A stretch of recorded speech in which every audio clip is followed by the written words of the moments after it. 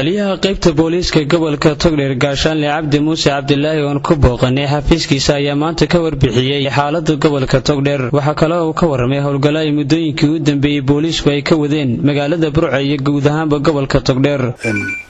markaan niga warramo xaaladda amniga gobolka aad bay wanaagsan tahay wax dhibaatayna ma jiraan kulleeyda shaqada booliiska waa iska badan tahay hawlo lama waayo wixii shaqa oo waxay ku xidhan tahay shaqada caadiga ah ee ummadda u shaqaynayno laakiin wax amaan darro ah oo gobolka jiray ma jiraan boqolkiiba aad bay wanaagsan yihiin way jiraan iska qorjoofooyintii sida mitana meel ballaya laga qodo ama hawlo karo laga waxay laakiin waanu dhamaynaa si wanaagsan markuu inta sanadkii tagay naga dhamaadeen xaaladda amnigu aad bay wanaagsan boqolkiiba boqol way jiraan oo wax jira aan magaalada ka shaqaynayna inaa muddooyinkii imika u dambeysayba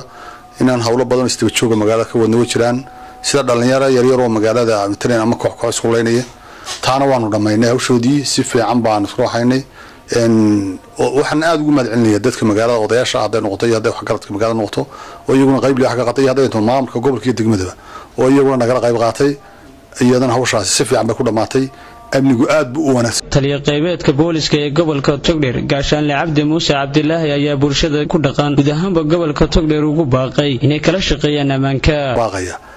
amnigu cid walba waa wadan booliisku uu ma gaaraha amni hadaan la helinina waxba ma jirayaan marka waxaan ugu baaqayaa inay wada ilaashano amniga inay la shaqeeyaan ciidanka booliiska oo wixii aad aragtaan imtireen aad magaalada ku aragtaan ee xun inaad noo soo sheegtaan inaad iskaaya garab taagtaan boqolkiiba boqol anagu aad uga mahadcelinayna dadku say noola shaqeeyaan hadday arkaan wax alaalo wixii ay dhibsadaan arkaan inay si degdeg ah noola soo socodsiiyaan anaguna waan waxbaan ka qabanaynaa markaas si degdeg ah uga hawlgalaynaa وخضر عبد الرزاق سليبان شبكة عالمية هادوناغ نيوز مقالة برعو.